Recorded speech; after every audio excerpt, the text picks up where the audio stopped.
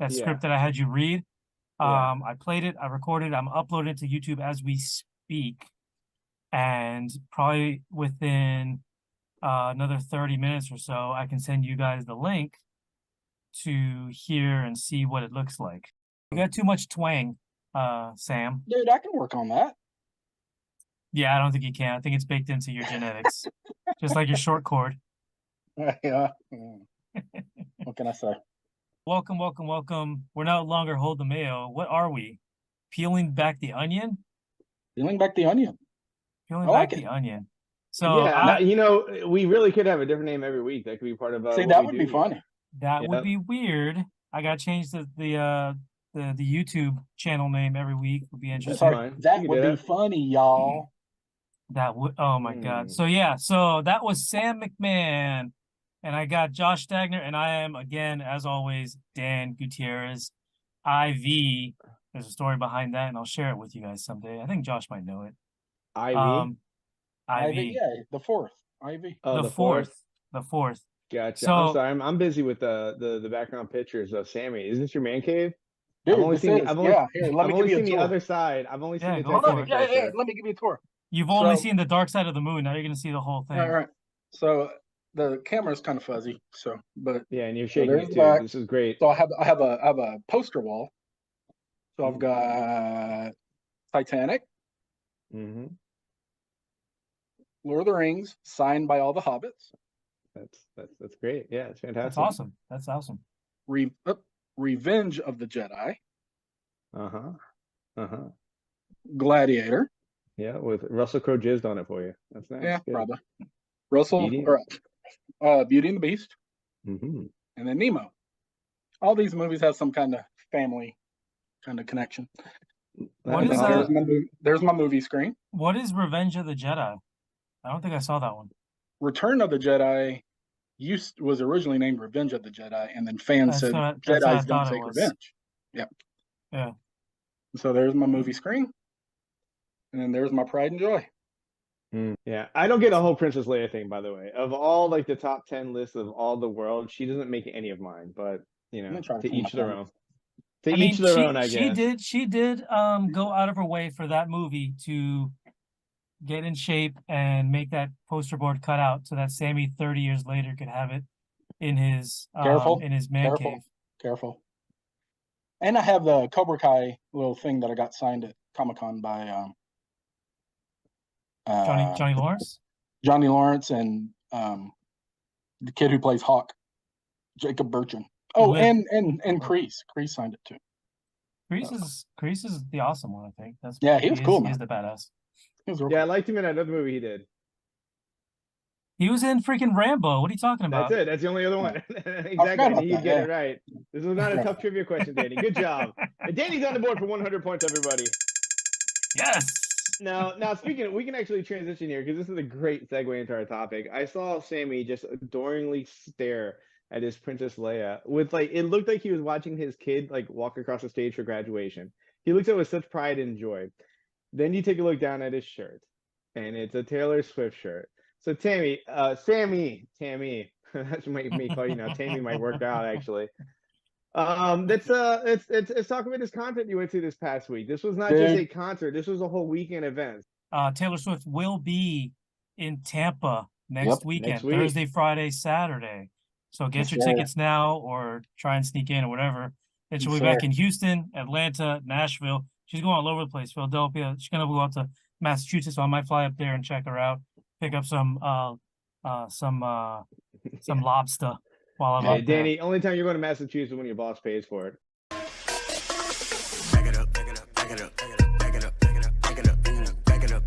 Every time I eat stuffed crust from Pizza Hut, I play this song. But watch what happens when I play it backwards. Eat original stuffed crust backwards. What did you say, record? 3 toppings, just $11.99. Amazing. The original stuffed crust, just $11.99. Only for Pizza Hut. No one out Pizza Hut. No one. Yeah, so this I'll spare the story on how we got the tickets, but that's in and of itself is actually a pretty cool story. But we paid normal prices, but So yeah, we showed up Saturday.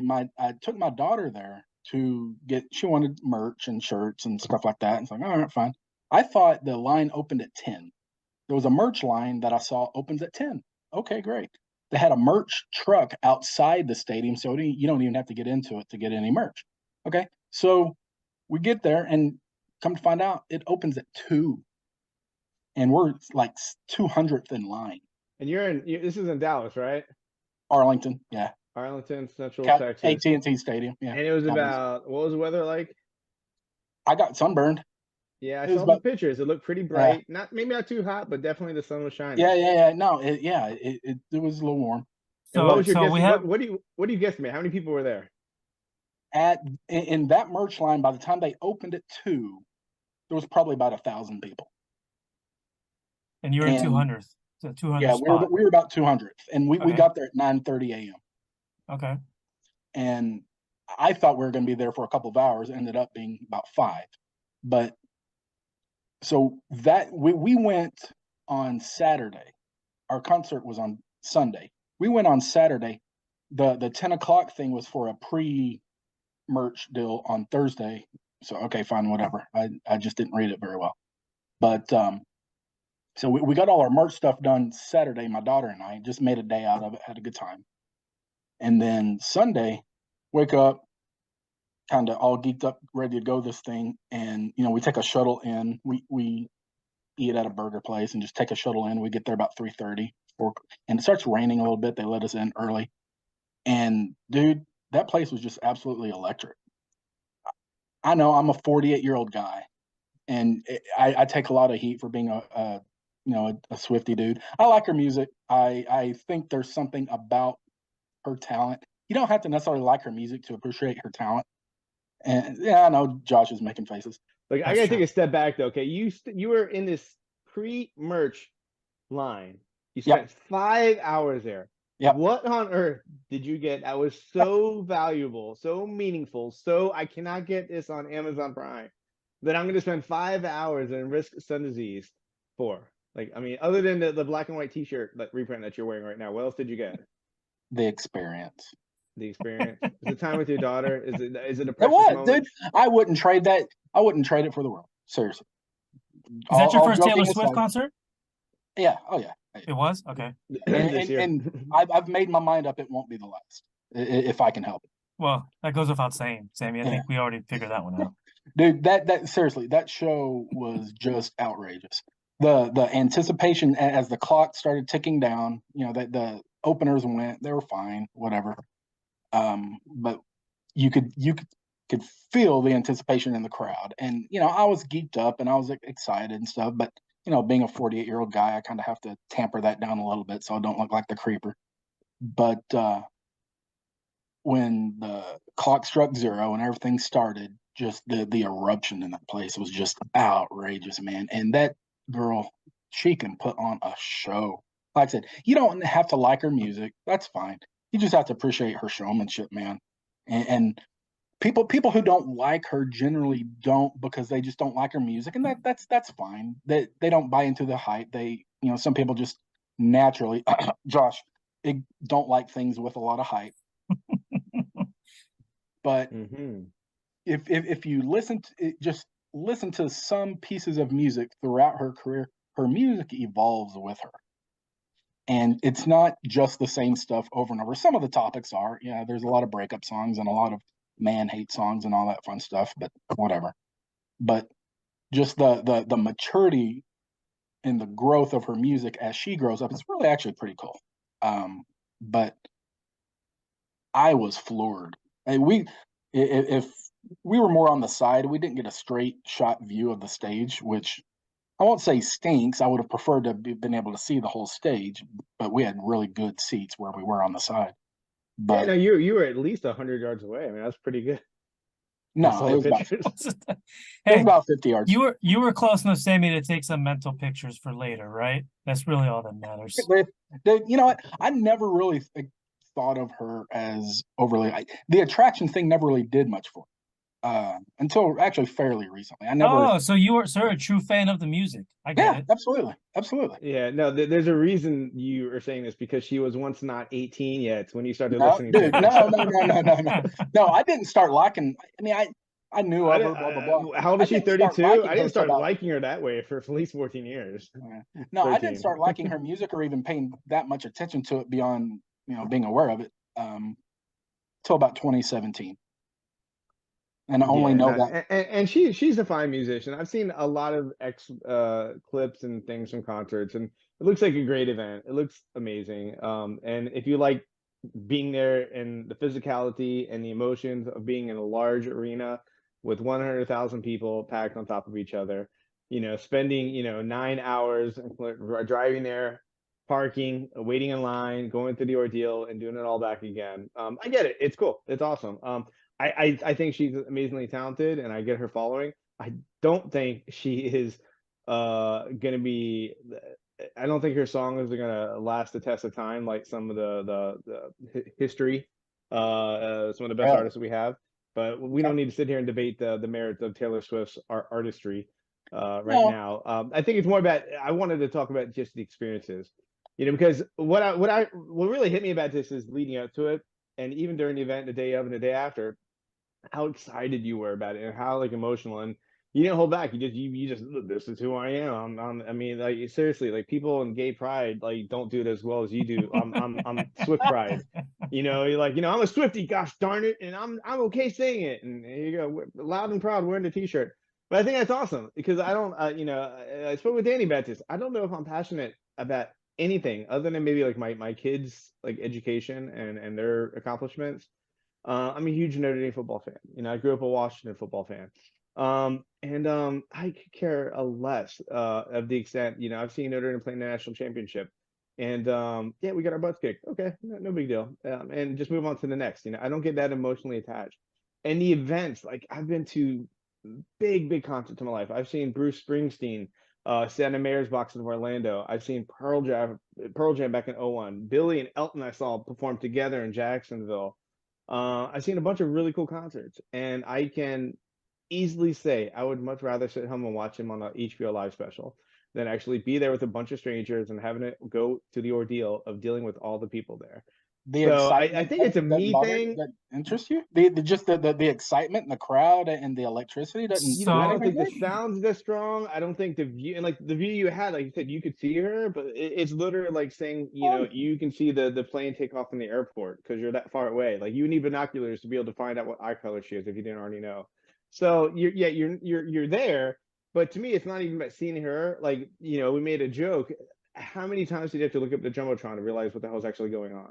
And I went to a football game in January. I took my kids to the Notre Dame playoff game, and we were in the third row at the 10-yard line. Amazing seats, right there, seeing the players on the Notre Dame sideline.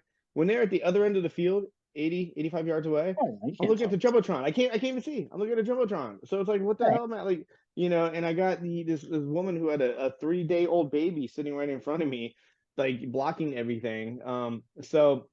Yeah, I like the television experience. I like being at home. So we need to take the discussion in a little bit different direction now, and we're going to do that after the break. But I think what we want to touch on is the live experience versus what the experience is on TV, because that's been an ongoing debate. I think that some of us have had throughout the years, and as the televised experience has improved and whatnot. So right after this commercial break, we'll jump into that one. All right. Yeah. So, what do you think? We're prepared to offer cash. When you get great deals at Denny's, $5.99. you'll start to expect great deals everywhere. New all-day diner deals starting at $5.99. 10 delicious meals, only at Denny's. When we arrived at our hotel in New York, the porter was so incredibly careless with our bags. And the room they gave us, it was beautiful. A broom closet. But the best part was the shower. My wife drying herself in the Egyptian cotton towels. Shower curtain.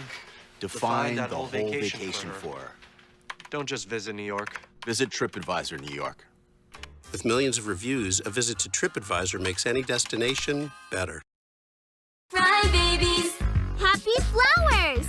Look, it's Mila! They smell like flowers! And lots of accessories! Twist and reveal! The magic tears reveal happy faces! Fry babies! Each sold separately! Stop, dude. Fuck. You don't have fleas. Stop licking yourself, you nasty fuck. And we're back! Yep, and we are back. Thanks, Josh. That was a very enthusiastic. We are back. That's the old Jimmy Fallon skit on SNL when he's playing a radio DJ. I'm gonna have to check that one out. I've not seen that one. So the debate has to do with live performance or live event like a football game versus just watching it like, you know, on TV or YouTube or whatever you might want to find it on, right? I've never been to a professional regular season football game because I don't feel that type of the product on the field is the product, but the experience just doesn't work for me, right? You got people getting drunk, people just yelling, fights, and you can't really, it's hard to follow live on the field compared to the experience that we get to see on, I don't know, Fox, NBC, CBS, on the actual shows when it's on TV. It is way more of a complete viewing experience for me, and that's why I have zero appetite to watch it live. It's a very different experience and different product live versus TV. TV when you're there live, you're there for the environment. You're there to say that you were there for the event. You got to see it in person.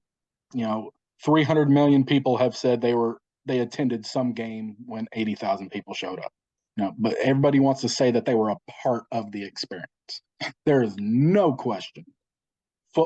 Pretty much almost any sporting event is better on TV than it is at the arena if you're just there to watch the game. Hockey, very different. Hockey is probably the most fun sporting event you can go to, and it translates much better in person than it does TV. I think that's honestly why hockey may struggle a little bit on TV sometimes, because it's just not as good of a product.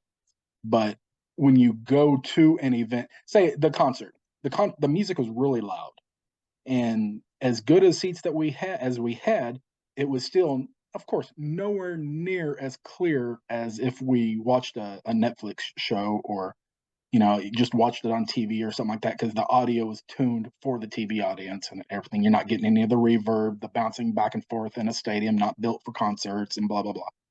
So it's about being there for the show, being there and saying, I got to see this person in person. I've been to a ton of NFL games. I've gotten to see Joe Montana, Tom Brady, Peyton Manning, Dak Prescott. No, please stop with the Dak. You just want to see his hip thrust live on TV or live in person. I've seen his hip throws in person. It's the first time Dak's ever been mentioned with those other quarterbacks. Yeah, I know, right? No, but that's very true. The only one I never got to see in person that I wanted to was Elway. Okay. Elway?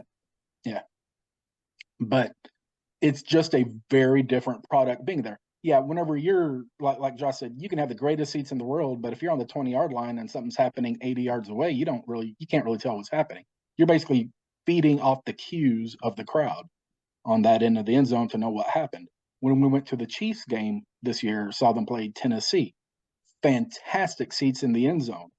We saw everything happening right in front of us for half the game, and the other half, we're just taking cues as to what was happening. But the environment and the crowd and the experience, that's what's fun about it. And at some point, I've been to a ton of Cowboy games. I have a buddy with season tickets. He takes me to 2 or 3 a year. Most years, and it's great. It loses its sheen a little bit because it's more fun to watch it at home if you're actually trying to follow the game. Yeah, no, I get it, and you're obviously kind of you become so accustomed to the letdown every year. You're kind of like you've built up like that's true. That's thick true. Skin now. So yes, that's true. Yeah. Thanks for that. America's team. No, yeah, I get what you're saying. And I actually agree with you about hockey. I think hockey is a much better. I've never watched a hockey game on television in my life, and I'm here in Tampa. We've been in the Stanley Cup Finals a couple times, and I could care less. I'll check the box score on ESPN. But going to the games, I've never turned down tickets when I've gotten them. I've never paid for them either, but that's a whole separate story. But the games are phenomenal in hockey. I look at baseball as well. I think going to a baseball game is a little more enjoyable. Again, I'm not watching baseball on television, but I think that's more of the family experience behind it. But events where the tickets are tougher to get, like the NFL, like some NBA games, concerts, where it's going to be sold out, and you have that many people. I think it really just boils down to personality and psychology. I don't like large crowds. I don't like loud noises. I hate strangers. I pretty much hate people. So going to an event and a game, probably I'm not like the primary person to go for it. As big of a sports fan as I am, and as much as I love certain musics and artists, it just being there, it takes away from the actual experience. I want something intimate. I want something where I can reflect back and enjoy and process. I don't want to have to act like I'm part of the moment, to dance along and sing along and be engaged. I like to contemplate and facilitate what's going on. And I don't know. I don't get that when I'm at a concert, it's the exact opposite. You're supposed to be there in the moment, living it second by second. And that's not where I get my pleasure out of listening to music or watching sporting events. TV actually is a perfect way, because you're going to get those television breaks where you take time in between. You get the color commentary, you get the replays. I can't tell you how many sporting events I've been to, many Bucks games and Rays games. They don't even show a replay of something positive that happened. They don't show. They move on to the next sponsor or whatever it is. And being able to see that and see, what the defensive player did wrong, what the offensive player did right, and vice versa. That to me is like, that's the joy of the game, the analytical side of it. And that's something you don't get from a live event. Yeah. Well, for those of us who do go to games, we appreciate you not going. Yeah. Well, so you have a seat because I didn't go. So here's the thing, Josh. I think you just self-diagnosed yourself as being on the spectrum for ASD. You're antisocial. You don't like being around people. You don't want people touching you or maybe even looking into your eyes. Yeah, I'm pro-COVID rules for sure. Like 6 feet away from me and stay in your fucking houses. No doubt. I think socially I thrived the most of those 2 years. Yeah, pretty much. Yeah. The glory years. We're gonna take a quick break, and when we get back, we will touch on the Tampa Rays, which they are off to a potentially historical season. They're 6-0, and we're gonna get into some detail about what that means and what Josh might be able to get into for free in Tampa. Right. I feel married. I'm very happy. Me too. I'm hurt. I can't hear you. You're breaking up. Lim. Code Silver. Sean, you cannot go down there. Dr. Lim, they need my help. I have 3 hostages. Don't touch me. Sean. Look at me. The Good Doctor, season premiere October 3rd on ABC and stream on Hulu. Z105. Now we're back! And we are going to talk about a little bit of baseball here, which is not going to be our norm, but it is something of importance that we want to bring up because the Tampa Rays have started their season 6-0. That's only happened. It's only been a handful of times in history where a 6-0 team has not made it to the World Series. So I think with that being said, Josh lives in Tampa. What are you looking forward to with regard to maybe getting some free World Series tickets from your connections out there? Well, my connections, a good buddy of mine is dating the woman who heads up PR for the away team. As far as World Series tickets, we'll see about that if and when it comes. But I can definitely get some regular season tickets, and I've been successful. I go to about 3 to 4 Rays games a year and a half for the last 8 years or so. And they're off to an amazing start. Sweeping the Nationals and the Tigers, and now we come up in a 3-game series. It's very winnable against Oakland. So far, not a weakness on the team, which is really amazing to see. And some of the younger talent has stepped up. The Rays, what's amazing about this feel-good team, it's what the A's strive to be with playing Moneyball, and they've just perfected it. They continue to remove players that get too expensive and they move on forward. I mean, we just lost Kiermaier recently and other players. And the list goes on. So every other year we're saying goodbye to someone we developed. Now we have Arizano and Franco, who are kind of leading the pack. A really strong pitching unit and bullpen. So, but it's the little engine that could, and so I'm really excited to see what it can do. What I love about this, though, and watching some of the games this year, the changes that Major League Baseball made.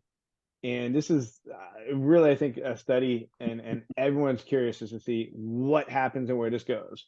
And most people are familiar with it. Okay, we have the pitch timer.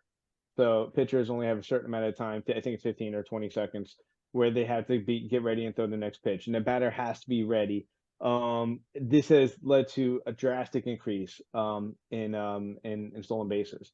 I mean, it is almost like 85% more at this time last year. And it is 100% having to do with pitchers not being able to hold the runner. There's also the rule where they can only throw to first base 3 times now, and then at the 4th time, it's a balk, and the runner automatically advances. So it's a huge advantage now for teams who weren't building play, around speed to have a player or two focused on speed with what this can become. And we're going to see people at the end of the year with 70, 80 stolen bases leading the league, which is something new. But I say that is that Major League Baseball realized it had a problem. It was struggling in the ratings. It was struggling getting viewers. Tampa here, we're always struggling getting people in the seats. I've had seasons where we were in first place, 5 games over the Yankees and Red Sox, and the stadium has less than 10,000 people. So, which is just, it's shameful. And what I've seen is that baseball said, look, we have a problem here. We're always at curmudgeon, that lack of ability to adapt, lack of ability to change. And they finally said, we're gonna change. We're gonna do it. We're gonna see what we can to speed up the games. We're gonna see what we can do to make it more interesting. We're gonna see what we can do to try to get more runs produced. And we're gonna try to get the audience and the youth more engaged. And so far, I think it's working. And they've eliminated the shift rule. Yes, from the before shift too, rule is which another was big huge. change. I've always been anti-shift because it just seemed like the argument was we're not scoring runs. Well, if you can put all the defensive players on one side of the field and the guy just can't hit it anywhere else, it's going to be defensive favorable. So, well, I mean, you get a line drive shot straight up, the pitcher's mount right over second base. It should be a hit, and with a shift, all of a sudden you got a guy sitting right there, ready to scoop him up and throw him out. So it was damaging to the game, and it really hurt the interest, I think. So I grew up, when I first moved to Florida when I was 7, I was first introduced to sports, and it was baseball. And baseball is what we did every single day.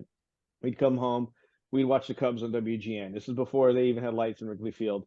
And we played baseball every single day. And before I got integrated into basketball and the football, it was all baseball. And it was everything I did. And then in the 90s, in the late 90s, when I was in college, of course, we had, the McGuire and Sosa.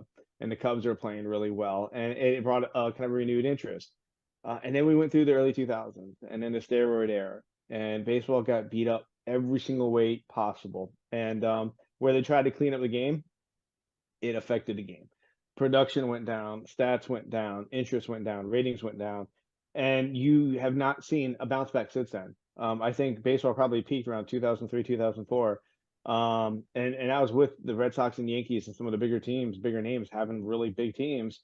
And since that time, it's just been a downward decline. So what I'm really interested to see is, can they make up that difference? Can they turn that needle? Will the changes they make here make a big enough impact to affect the viewer at home? Will they get more butts in seats? Will they get people to actually watch? And I think that's going to be the biggest question mark. Maybe baseball just has a lot of fans who don't like to go anywhere and just want to stay home watching it on TV. Well, ratings are down too. So if that were the case, then ratings would be up. But they're not. You're not going to see a primetime television network pick up a baseball game. Part of the problem too. See... Part of the problem too with the ratings, and this is really a topic unto itself, is you have a lot of these local stations, local rights. The companies that have bought those rights, at least down here on Bally Sports, but I know Bally owns rights to a lot of other local markets. But long story short, they're in default. They can't pay their bills, and a lot of it is they've created streaming services, or they're trying to create extra streams of revenue to try to pull in viewers to get more eyeballs so they can actually pay their bills. And the thing is, nobody wants to. Bally only plays on DirecTV. So if you don't have DirecTV, you can't watch these games. I can't watch Ranger games. I can't watch Maverick games. I can't watch Dallas Star games because they're all tied to Bally Sports. And there are a lot of other markets around the country that are like that, and people are essentially frozen out. So that's a lot of why you don't see a lot of higher ratings. National games, I have no idea what's happening there. But I know on a local market, that's what's driving those ratings. Well, it could, but I mean, the whole point of them partnering with DirecTV and DirecTV purchase that product in that station is to make you buy the product. And the product isn't good enough, so no one is buying it. The NFL package, I mean, how many millions of people buy that, purchase it because they want to see their team, and no one has an issue with that. You know, it's $120 a year for a subscription, and they get a few million people every single year buying it, and they don't have any issues or concerns with that. But is it worth it to get your 3 local teams to get DirecTV as opposed to whatever you have right now or whatever streaming service you use? I cut DirecTV, yeah. So and there you go. Yeah. See, so the product and the special interest they have there isn't enough value for you to purchase it. The huge difference between the two sports, obviously, baseball is 162 games. Football, you got 16. It's like, do you really think Joey Chestnut is enjoying that 80th hot dog? No, because it's just too much of the same thing over and over and over again, essentially. Where football, it's like the first slice of pizza that you've had in like a month, and you're like, this is the most delicious slice of pizza. I'm gonna enjoy it. It's a solid analogy. I'll give you credit for that. Yeah, definitely. I actually don't get the analogy at all, but we're gonna keep on rolling. Of course he does. Great attempt there, Danny. Way to join the conversation. Sammy, you got it. Josh, you have an advanced education, and you didn't get that. This actually goes back to the conversation we had last week. Josh is not a lover of puns. I don't know what his problem is. He doesn't like laughing when it's something based off like silliness. In rapid fire, right after this last commercial. Comienza la temporada cuando la temperatura cambia un poquito y empiezas a sacar años de memorias y alegría navideña. Sale la cazuela y el olor del lechón llena el aire. En Pollo Tropical, tus tradiciones también son las nuestras, como las masitas de puerco. Te traemos esa comida casera de tu cocina a la nuestra. Deja que nuestra familia cocine para tu familia en Pollo Tropical.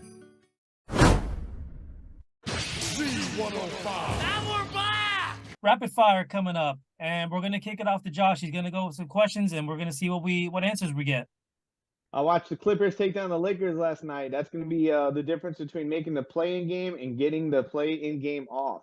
So my question to you two is, who in this wild season is gonna win the NBA title? Celtics. 100%. I saw them play. They didn't play the strongest team. They played the San Antonio Spurs, but they absolutely annihilated them. Marcus Smart was ejected in the third quarter. Jason Tatum did not even play, and it was a Jaylen Brown show all the way. They are going deep, and I'm picking them to win it. Well, Sammy's going to say his Mavericks, so we can move on. Greek freak, Milwaukee. Why not? All right. I'm going to say PG and Kawhi get healthy in a weaker West, and the Clippers are going to pull it off. You might as well say the Mavericks. Good Lord. The Mavericks can be doing what I'm doing, watching from home. They, you know, that can be a topic for another time. They're a disaster. Whatever. What you got, Danny? So that's it. We got to wrap it up. But my last question for you guys is going to be, as the camera cuts off, how much wood could a woodchuck chuck if a woodchuck could chuck wood? Go. My question is, should I buy tickets to see Chevy Chase and Christy Brinkley at Comic-Con? I think I say Taylor Swift again. No Taylor Swift. No more. No more. Hey, you know what? The Chevy Chase tickets might be great if you can pawn off those Beyonce tickets you purchased. Shut up. Nope. Scalping laws. Actually, hold on to them and go to that concert. That way, 6 months from now, we can sit here and talk about, Beyonce's a talented person. I've liked her. No, she's hot, but I don't care for her stuff. Mm-hmm. Oh. All right. Give me a mic check. Josh. Josh. Well, I said 7:30 out of frustration. I was kind of joking. I was like, let's just do 7:30. Wah. I have this microphone right here. I didn't connect yet, but I have my nice power mic. Oh, you want to show the mics? Here's my mic right. When you get a restyled Honda CR-V, you get more. You get a set of wheels that helps you go farther with less. A better view of your surroundings. And you're getting Motor Trend's 2015 Sport Utility of the Year. So visit your local Honda dealer today.